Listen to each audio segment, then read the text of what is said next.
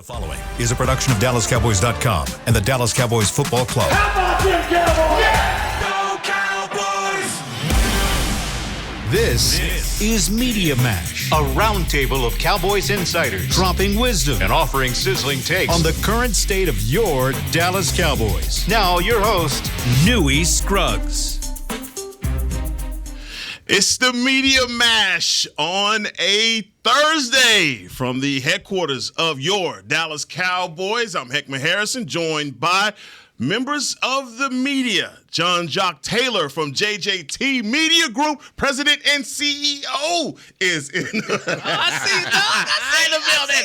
My man Nick Harris, beat writer for the Dallas Cowboys, and the one and only Clarence Hill Jr. from the Fort Worth Star Telegram is here as well. Fellas, how are y'all? How y'all doing? I'm great. I'm wearing polo, but I see y'all got dressed up. Yeah, this came from up high. They said, "Listen, get dressed up because of what you did yesterday." So, y'all look good. I like the jacket. I like y'all looking good, man. We feeling good, man. Listen, you should, if you're in the Metroplex, you should feel good after what happened with the Rangers last night. You stay up for the game?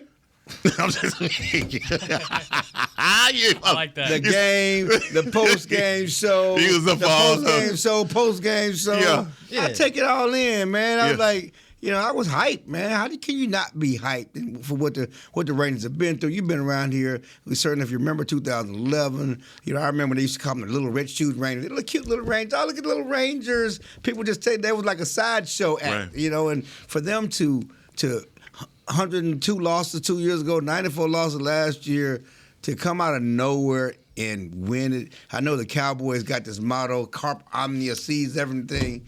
They did that. Rangers said, "Go take it." We took it. Go take it now. They were a great team, man. Like we was just talking about, just top to bottom. Like literally everybody on that team contributed to their championship. There's no free rides, and at winning time, their best players stepped up and did the thing. Right. I was talking to Jock, and I wrote a column in the Star Telegram. It should be up now. It should be about what you can learn, what the Cowboys can learn from the Rangers. Man, can you give us the Cliff Notes? I mean, the bottom line is this. Certainly, the Cowboys have the most tradition and most history in the Metroplex of the four major sports teams, but they haven't won since 1995, and this team does not know how to win. They've never won. But what you learn from the Rangers certainly be road warriors, okay? 11 straight on the road, okay? On 11 in the postseason. Crazy. The Cowboys, you look at this year, last year, the playoffs, but this year, their two worst games have been on the road. They got the Eagles coming up. They got Miami coming out. Be your best on the road.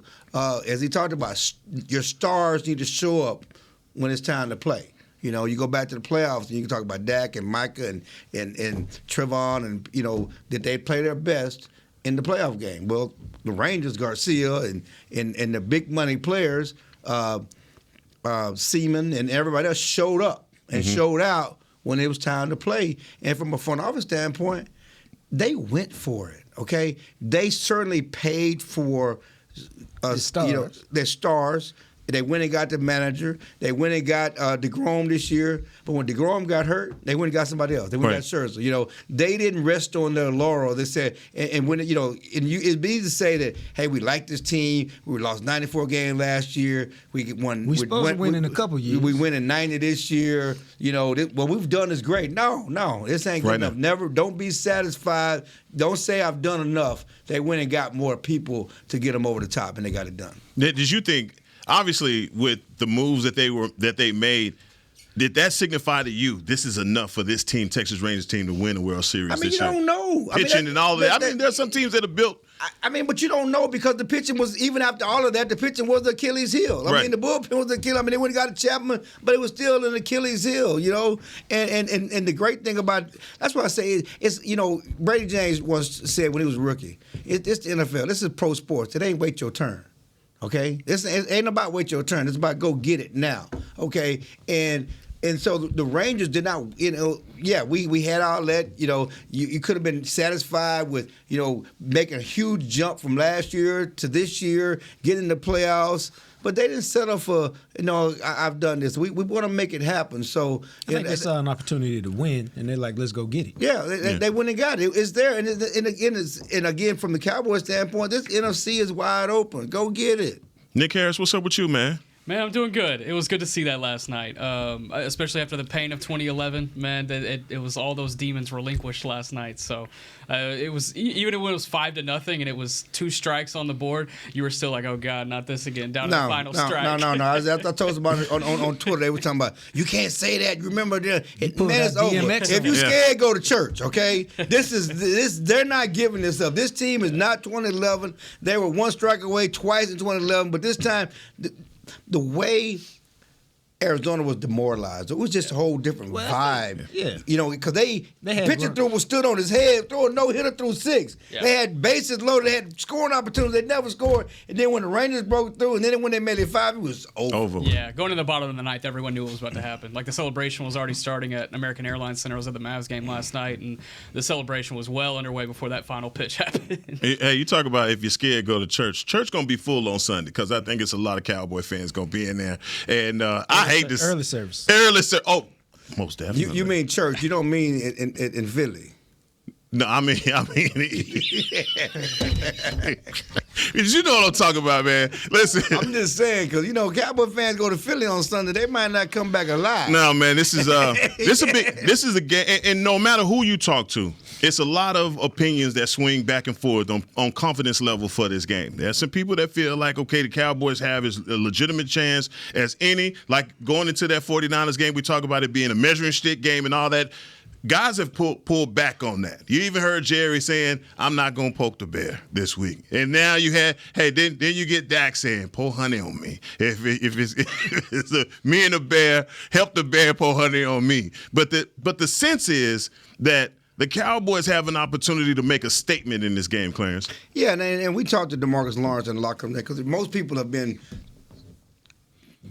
like Jerry, you know, they know it's a big game, but no one's been making these outlandish statements about measuring stick and all the other stuff. But DeMarcus Ware says it's a statement game. You know, yeah, we know they're a division team, but we know how good they are. We know they're in first place. Know they went to the Super Bowl. It's a statement game. It says one we need to win. That's what DeMarcus Ware told us in the locker room today. DeMarcus Ware. I'm sorry. I'm acting like Jerry. I'm acting like Jerry. I got a little Jerry in me. I was thinking in my head, I'm like, this D. We done signed D. Ware back. I got some Jerry in me because Jerry. And listen, that's karma because I laughed at Jerry. Talked about Jerry for calling D. Ware DeMarcus Lawrence. Okay? He did. I talked about him on Twitter. I said, how you gonna call D. Ware DeMarcus Lawrence on his best day? And so here I come today. I talked to D. Lawrence and I'm calling him D. Ware. DeMarcus Lawrence. D. Law said, this is a statement game. He said it with his chest. We need to win this game. John, what you think about this one, man? You put the same pressure as a statement game. Do you put that as just, hey, we got to get it? You know, it's interesting because I don't really get caught up in it. I mean, it's an important game. It's a game where you want to show well. It's a game where you want to play well. But to me, and I told somebody that this morning, yeah, you want to win, you try to win and all of this, but it's much more important how you play. Because, again, this is the kind of team you can play really well and lose by a field goal or a touchdown on the last drive or something. So, to me, yeah, they want to win. You want to make a statement. The statement is go play well.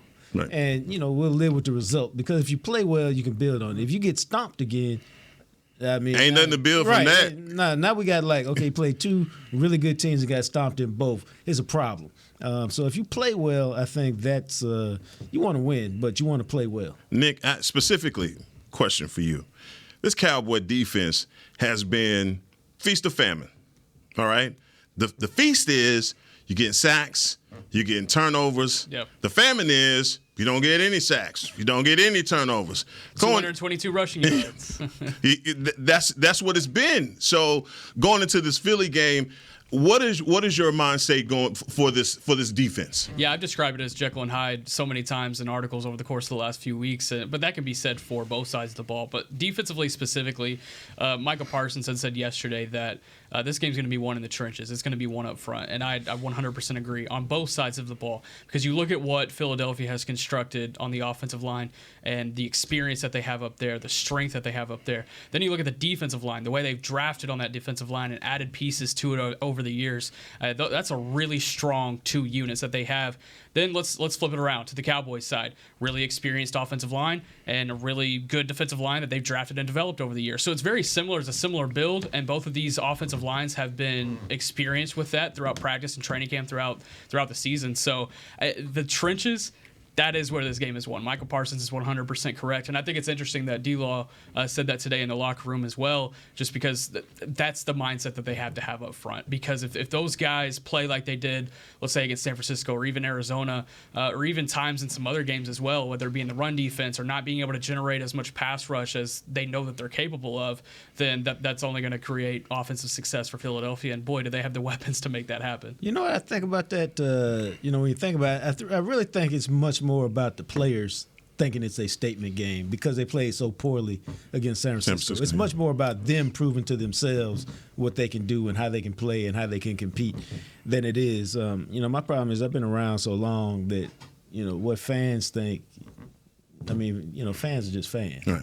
You respect them, you let their passion, but what they think don't really matter. It's all about what the guys think and how they perform and what they believe about themselves. Because, you can tell from their performance whether they believe a certain thing or whether they don't believe it, no matter how much they talk during the week. Because it's out there on Sunday how you really felt and how you prepared and how you executed. But do you think the psychology of that 49ers loss and the weight of it, just going into a team that has beat you twice in the playoffs, and then you come in and not only do you don't perform well, but you get beat down in that situation. So that's maybe what you're talking about. Well, I'm sorry. It's a San Francisco problem, not a team problem. It's not a Philadelphia problem. The Cowboys Dak Prescott is 8-3 against Philadelphia, and I think Philadelphia's last 3 wins against the Cowboys, or last couple of wins against the Cowboys. You had Cooper Rush, your quarterback. True. I think you had Ben DiNucci, your quarterback. It's certainly not the same thing, and they have confidence against this team. It's not like 49ers where this is a hill you haven't climbed before. Right. This is a hill they've climbed. It's a big game, but there's no fear factor here with the Eagles. There's no this big bad wolf that has run me off the porch before. This team is not running the Cowboys out the building. They haven't run. This is the team the Cowboys have actually owned since Dak Prescott been quarterback. So yeah, it's a big game. It's a statement game. It's a division game. It has a lot of meaning. But the mindset going against the Eagles is different than going against the 49ers. And I'm with most of the players. That 42-10 is in the past. The worst part about it is you didn't compete. But I don't see the situation where they're not going to compete against the Eagles because they've had success. Now I think I do want to pump the brakes on people thinking that if they don't win, it's a referendum on their season. This is a good team. This is a team that's at home. The Eagles should win at home. Vegas got them a 3-point favorite. This is a push. With both teams, both teams are going to play their best. I'd be more worried if the Cowboys that got swept and lose when they play them again at AT&T Stadium, where Cowboys are at their best. But yeah, you want to win this game, but it's not a referendum on them not being able to compete for a Super Bowl title if they don't beat the Eagles in the first game at Philadelphia. All three of you guys have been in the locker room. What's the vibe that y'all have been getting this week from this team?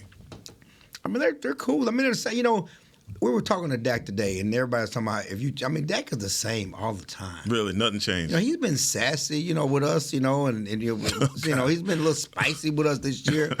But he's the same cool, low-key dude. He talks to you. He does walk-off. There's no angst in his locker room.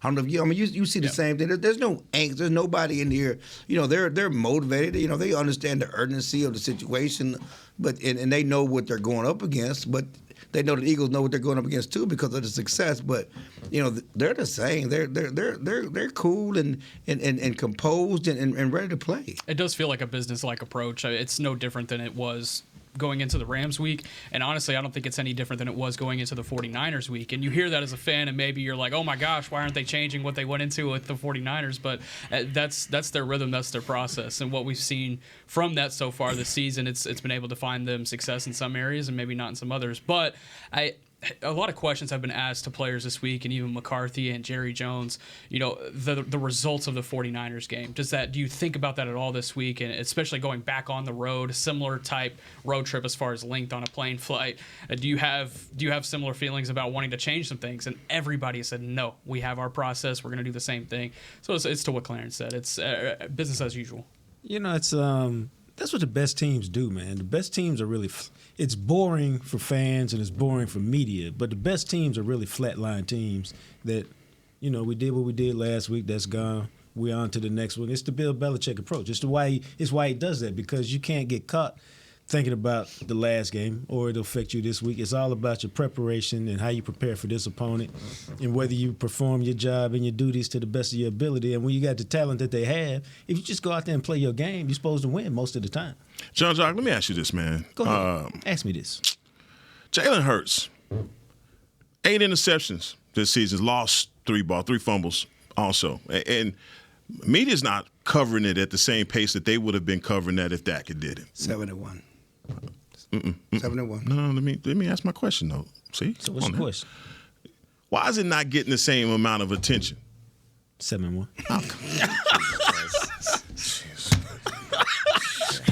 Plus, I already know where you were going. Come on, man. I mean, Seriously. Okay. If they was 4-4, if the Cowboys were 71, the Cowboys, hey, hot tub time machine, let's go.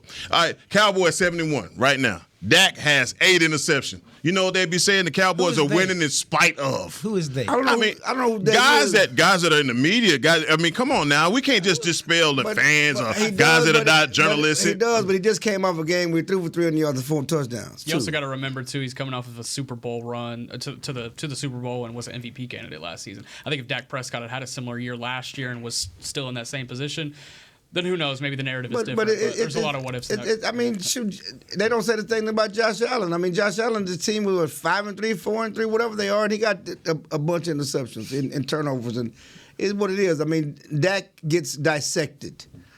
There's no question more than other guys. But when you ask specifically about Jalen, it's because he's 7-1. Yeah, period. And coming off a game in which he threw for and he's not just 7-1. He's like something like 22-2 or 22-3 in the last 25 starts. He's got a long stretch of playing well, and he makes plays at winning time. And he does. And if you do that, people forgive your mistakes during the game. Who do you take? Who's your quarterback? Which quarterback you taking this one? Mahomes. No. I'm talking about these two. 1v1. Who do you take? As far as who has the heads up as far as the quarterback? Dak Prescott or Jalen Hurts? I take Dak because he's healthy. Mm-hmm. What I tell you? Who you got? Dak. You got Dak? Yeah, I got Dak. Did you see I threw to Ferguson last week? I did. I did. I thought that would change. Give Dak that offensive line. Give Dak, A.J. Brown and that receiving core. That's a whole different thing, too. Why are you taking shots at Michael Gallup? Yeah. Specifically. Take shots at Michael Gallup. Where's the quarterback advantage here? I'd take Dak Prescott, but I'd take the Philadelphia offensive system. Oh, he taking shots at McCarthy. What? McCarthy just got here. Wait a minute. This McCarthy, what are we calling it? The Texas Coast offense? They just getting their groove now. They in the groove. They in the groove now. The groove is coming. You know what the funny thing about it is, since we bring it up, McCarthy told us on Monday, this jumped out on the screen. He cut Dak loose. And we had to up things. We had to stop being conservative. We had to be more aggressive throwing the ball, which goes against everything he said since he became offensive coordinator. I want to protect my defense. I want to run the ball. And you sounding every bit like Vince Lombardi. And you see how they actually he called plays the first few games of the year. It was about being conservative, shunning, even going back to the Chargers game when they had time to throw another play and he kicked the field goal at the end of the first half.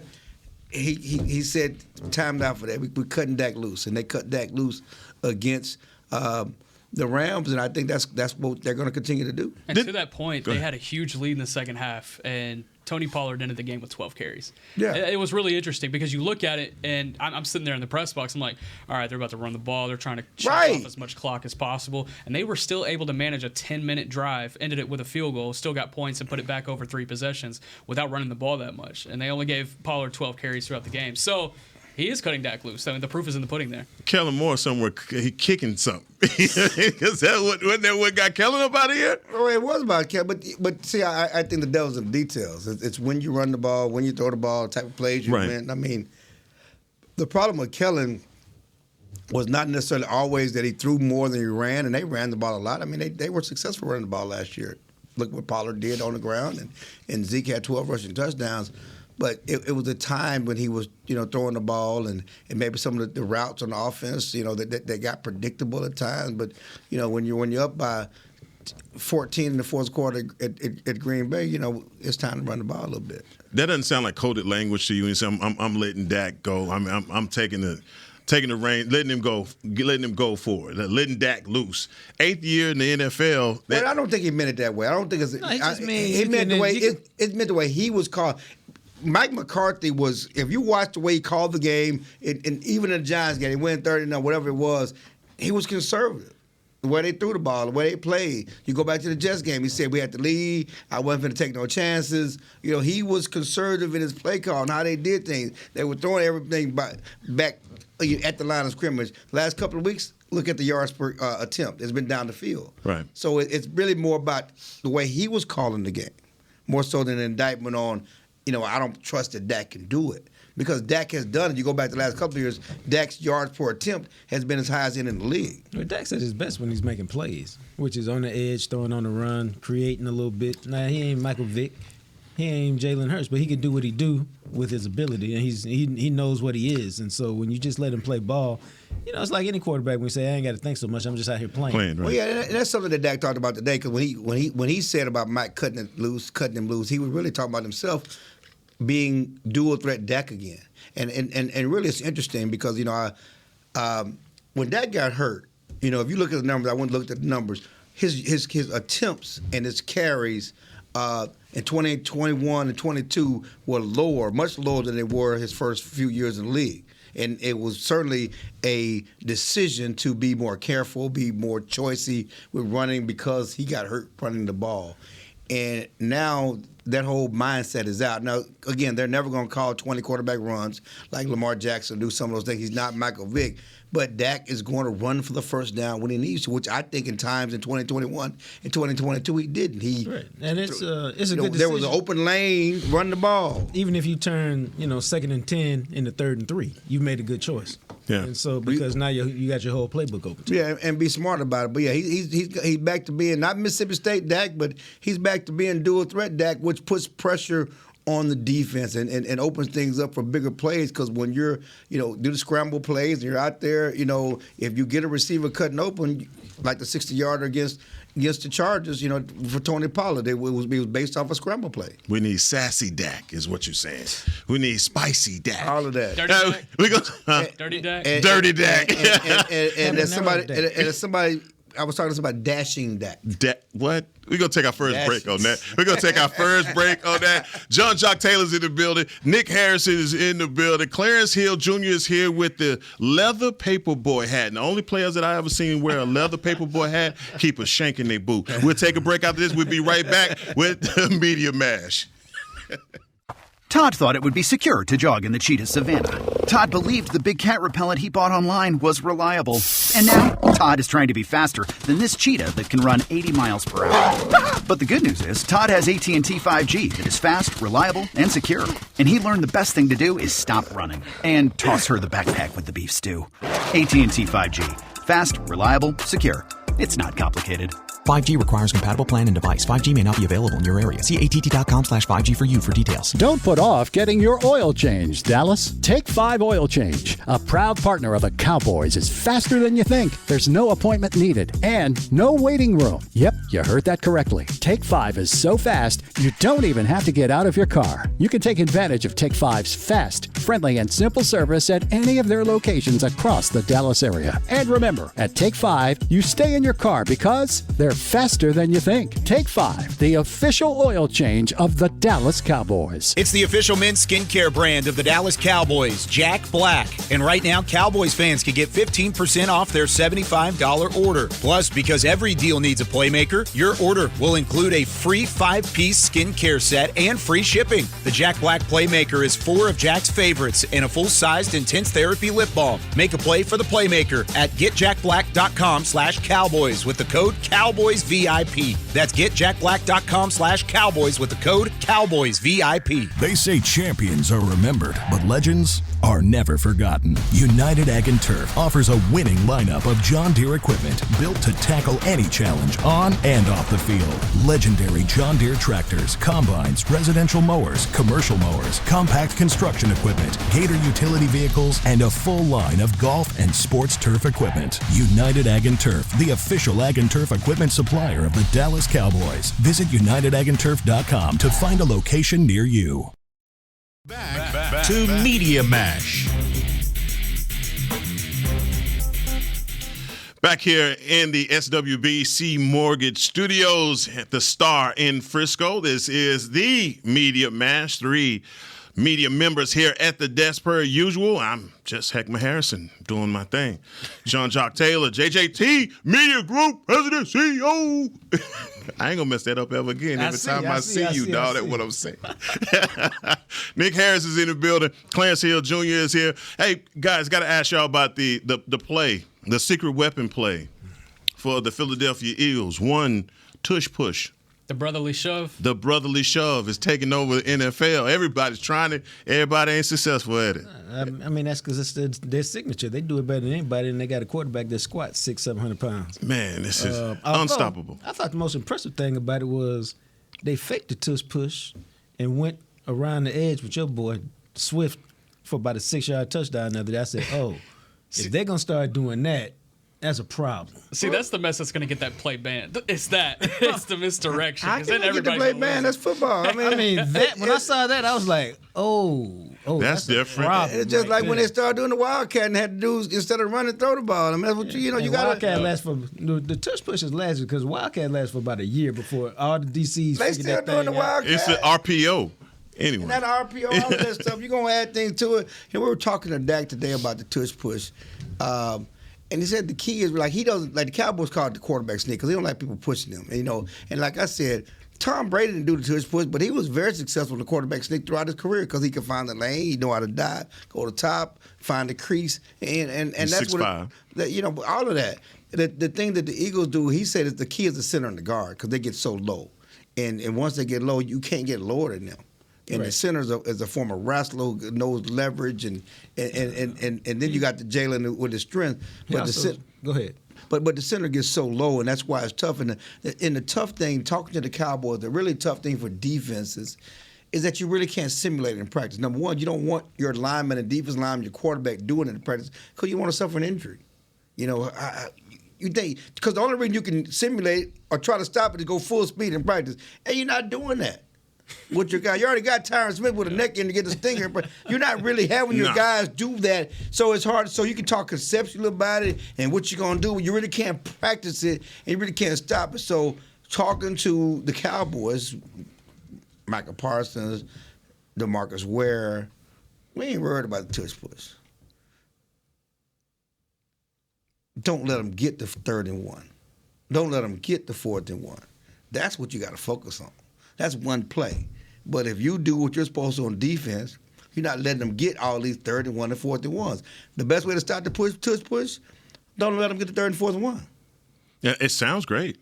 I mean, I love that. But do you think even in these situations where they are specializing in this tush push or quarterback sneak, that you have guys, Mozzie Smith, Hankins, that should be able to at least create that kind of pile up that's not a successful play. You can't get lower than them. That's what I'm saying. It's like you're talking about the leverage. Leverage. You can't get lower than them. And so it doesn't matter because they are already low.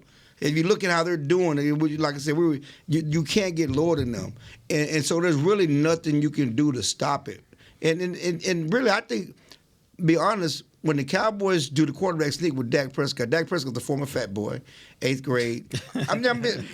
Shout out to all the former fat boys out in the world. No, seriously. He was a big boy. We talked about it. He has big tree trunk legs, okay?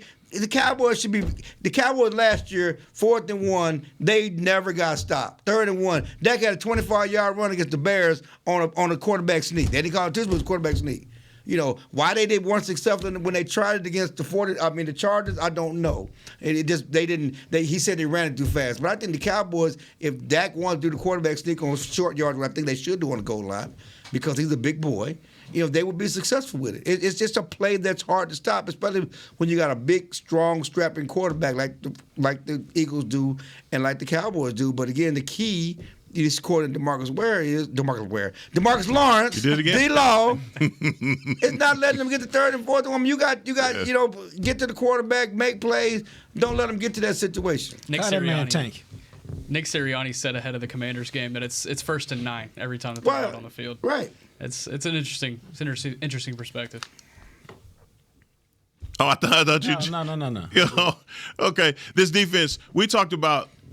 I think we talked last week about Micah in his show that he does, and in Micah's show, he came out. He's flat out said it. Number one team is the Philadelphia Eagles. He didn't pick anybody else. He's Eagles, number one team.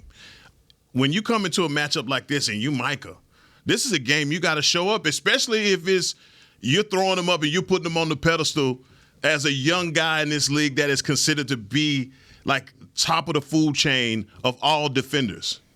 Do you look at that, Nick, and you say, hey, this is one where I expect for number 11 to show up and show out, especially if he's going to crown him to be the number one team? Yeah, absolutely, especially whenever he's regurgitating the points about it being one up front on Sunday afternoon. That starts with him. He's the best pass rusher. He's the best guy up front every week. So, yeah, he's going to have a big game. And going back to his home state of Philly, or home state of Pennsylvania, I know that's always big for him. So, I want him to bring that energy. I want him to be able to generate pressure in the pass game. I want them to be able to contain Jalen Hurts and not let him get outside the pocket. If you can do those two things, then that throws their offense all the way out of sorts. And that also affects their run game. I think DeAndre Swift, it's an added layer that they haven't seen yet, obviously, but I think it's going to add something that they're going to have to account for in the first couple of quarters. I think it's going to throw them off a little bit.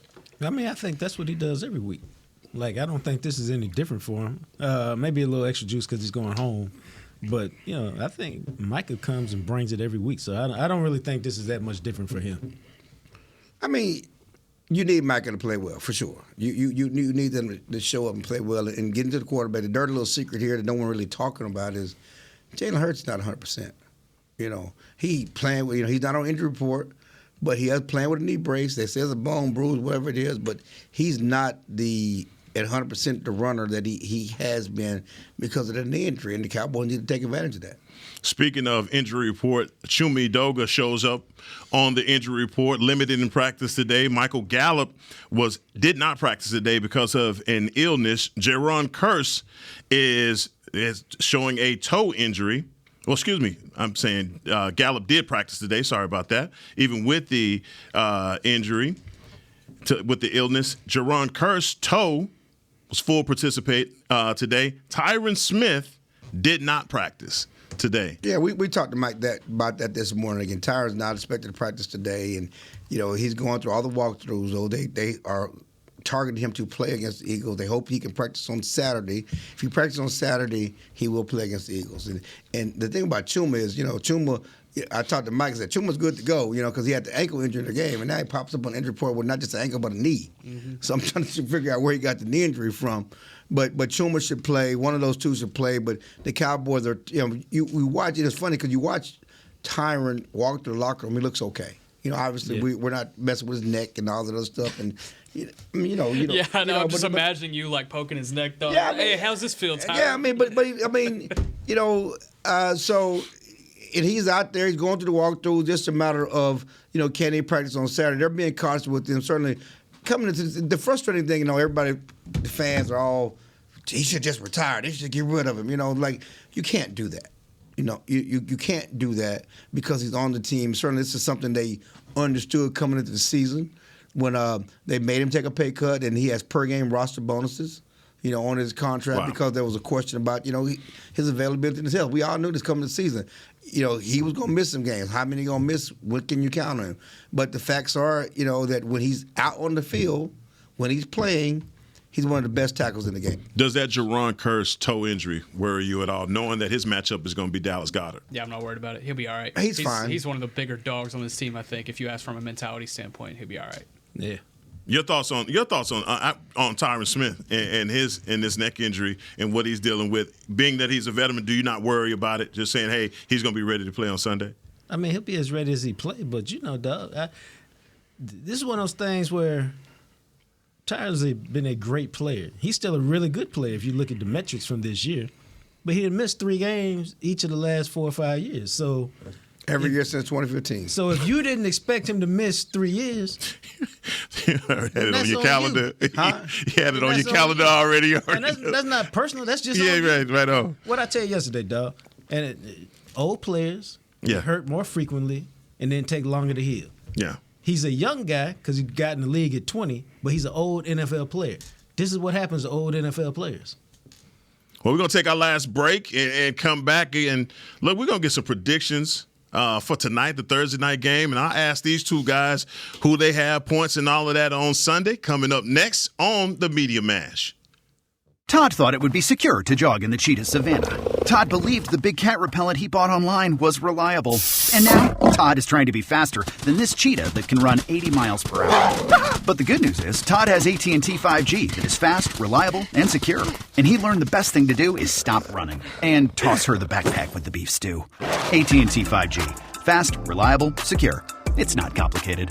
5G requires compatible plan and device. 5G may not be available in your area. See att.com/5G for you for details. Cowboys fans, after that move, we've just coined the term Rowdy Replay. Let's roll back the tape. Okay, there's our mascot Rowdy cheering on the boys. And now he's on his phone, on his Bank of America mobile banking app? Staying on top of his finances with his virtual financial assistant, Erica. Bank of America's digital tools are so impressive. Cowboys fans just can't stop banking. Learn more at bankofamerica.com/can't-stop-banking. Erica is only available in the English language. You must download the latest version of the mobile banking app, only available on select mobile devices. Message and data rates may apply. Member FDIC. Welcome back into Dear Doctor, the show where I answer life's questions with an ice-cold can of Dr. Pepper. Sheila, let's hear from our next caller, would you? Dear Doctor, my friend supported me during a tough time, but what's the right gift that says, thanks for being a shoulder to cry on? Okay, this one's easy. I say give her a delicious Dr. Pepper. Nothing says, thanks, girl, better than a one-of-a-kind soda. Yes, any Dr. Pepper flavor will do. Now, just a reminder that I don't need to be a real doctor to know that Dr. Pepper is the one you deserve. They say champions are remembered, but legends are never forgotten. United Ag and Turf offers a winning lineup of John Deere equipment built to tackle any challenge on and off the field. Legendary John Deere tractors, combines, residential mowers, commercial mowers, compact construction equipment, Gator utility vehicles, and a full line of golf and sports turf equipment. United Ag and Turf, the official Ag and Turf equipment supplier of the Dallas Cowboys. Visit unitedagandturf.com to find a location near you. Back to Media Mash.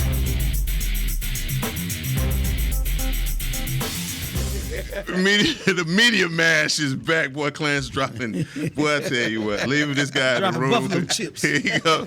Boy, Clarence, you a mess, man. I'm old school, it's baby. I know. DeMarcus Lawrence. Let's get that. Old school. It's for the. I knew exactly who you was talking about when you said it. I looked at the quarterback right off time. Back then, we're taking some trips down memory lane. I'm a DFW guy, so I already know you. DFW guy. Skyline High School. Skyline, dog. Where you from, man? Schulenburg. I'm from Schulenburg, Texas, baby. Halfway between South Carolina and Houston. But I've been in Dallas since 94, 95. Close to Wharton County. And I am an avid Texas high school football sports lover. Okay. So I know going back to Carter, going back to Houston Yates. I got it out Judson when they used to be the Judson Invitational. With Jared Douglas. I got it all. Best linebacker come through. Bobby Armstead. Through Jesse Armstead. You. Jesse Armstead. You got to be. Huh? You. Me and Jesse Armstead. I'm going Jesse Armstead on that. Sergio Kendall, second. Are we talking the whole state of Texas or just Dallas? I'm saying Dallas. Should have been Malik Jefferson, but we ain't gonna have that conversation. We ain't ready for that conversation. No, all right. Kendall is a good conversation for down Yeah, he would have been a great conversation. Him and too. Tim Brown and Davey O'Brien, the only folks ever came out of Woodrow. Yeah, man, Sergio Kendall was amazing. Well, is Deion gonna get 6 wins, man? So I can go and buy my ticket to the Soul Bowl. What Soul Bowl? I'm talking about when wherever Colorado go. It's gonna be tough to get 6. Tough to get 6. That Stanford game just is biting them in the butt. That would have been 5. Right, so they just needed one more. They just needed one more. Now they need 2 more. But Arizona's playing really good. That was a game that seemed like a Arizona, Cal. You know, we got Washington State. Do you get Arizona State in there? They've already beat them. Already beat them. Okay, that's one of the wins. So Arizona State, then Washington. They got Oregon State, Arizona, Washington State, and Utah. That's what they got left. Yeah. It's tough. And so, like I said, you had to get that. You needed that Stanford game. Blowing that Stanford game, it hurts. You get 6 wins. Deion get the 6 wins, boy. The bowl season is gonna change completely because all the top bowls gonna be like Colorado, come here. They already got their Big 12 opponents for next year already here, so they be in the Big 12 next year. Yeah. You getting out of the Big 12, so you ain't gonna care nothing about the Big 12 next year. You don't care about that. All your business going to the SEC, Clarence. It's about Colorado coming to the Big 12 and bringing that attention to the Big 12 next year. Man, how you feeling this weekend? I know we talked about it a little bit. How you feeling, man? Malik Murphy, how you feeling this weekend? I mean, when as I always say, when you got questions at quarterback, everything is an unknown. I mean, it's unknown at quarterback, so everything's in the balance. The defense is good, the running game is good, but what is this young quarterback going to do on 3rd and 8 in the fourth quarter? Right. What are he going to do on 3rd and 8 in the first quarter? Is he going to make what kind of decision making he's going to make? Things he's never done before. I don't know, and so I can't get comfortable and be confident. But this is a huge game. Yeah. It's going to come down to Jonathan Brooks. They're going to have to run the ball. But when they both stop the run, the quarterback got to make a play. At some point, the quarterback got to make a play. Yeah, the quarterback got to make a play. You're not going to just run the ball. Let's get these predictions for tonight. There is a barn burner on Amazon Prime tonight. Everybody's tuning in. Tennessee Titans versus the Pittsburgh Steelers. What you got? My couch. It's 2 bad quarterbacks, so I'm going to go with Pittsburgh's tradition and Mike Tomlin. Where's the game? I believe it's in Pittsburgh. Yeah, because they got the... and I don't believe in Will Levis, so... They had 4 touchdowns last week, baby. Right there. Now they didn't study him this week with me. Made his girlfriend famous. She dumped him. Man, I think he... Cold world. Yeah, I was trying to D-Hop broke out last week. Yeah, okay. So you going... I have not watched them at all, so I can't really predict. I know Pittsburgh is not that good. They have a quarterback. They don't have an offense. It's what and what. And certainly you love, T.J. Watt and some of the players in this Pittsburgh defense, but that offense is hot garbage too. I mean, again, when you can't score, everything is in the balance. Clarence, pick somebody. He going with Pittsburgh. Okay, Pittsburgh at home. I have no confidence in Pittsburgh. Somebody, man. I have no confidence in Pittsburgh. Okay, Pittsburgh. Who you got? Like 17-13 Pittsburgh in one of the grossest games all season. It's going to be a barn burner. I'm telling you right now, man. Everybody, barn burner. All eyes on this one right here. Well, let's get to it, man. Sunday, I'm going to get y'all predictions now because, just get it now. Sunday, 3:15, Dallas Cowboys in Philadelphia behind enemy lines. Clarence Hill will be there. Y'all going to be there? Nah, I'm not going to be there. You're not going to be there? Well, you'll be somewhere watching close, but you will be there with your leather Kango on, I'm sure. It depends on the weather. It's going to be nice. It's supposed to be 60 degrees Sunday afternoon. Oh, okay. I'll be there. My bad, Nick. I was Yeah, going to get come you, on but now. you ain't picking the game. My fault, player. Yeah, I'll be there. You'll be there. So tell me who you got. Who you with? I hate to let you down, but I'm picking the Eagles. What's the matter 3-point with game. you? Are you serious? You went through all of that and you gonna pick the Eagles? What's wrong with what? I said earlier, don't make this a referendum on the season. It's a tough game. Eagles are a good team. If they don't win in Philadelphia at home, doesn't mean that they can't have the hopes. I said that earlier too, remember? Boy, too fair ain't real. It's cold. That's cold. How's it cold? It's cold. I've been spending the last couple of days with you. I just knew for sure I have that no was agenda. None The at all. Cowboys can win the game. It's a toss-up. They can win the game. I'm picking the home team. Philly, you take Philly in the points. All right. It's 3 points. Yeah, It's a okay. push. All right. There it is. Break my heart. I guess you finna really be Yeah, break my heart. Come on. Break my heart. Golly. I don't believe yet in the Texas Coast offense. And I think their defensive line is going to give the Cowboys' offensive line some fits. And if you can't really run the ball, and they haven't shown that they can run the ball when they want to run the ball, there's a lot of pressure on that offensive line, a lot of pressure on Dak. I think it's a fairly low-scoring game. I got Philadelphia 23-19. I would say this, a little addendum. Okay. Dak feels good about throwing the ball against this defense. This defense, and if he can stay upright, because Shador feel good about throwing the ball at Colorado every week. I understand that,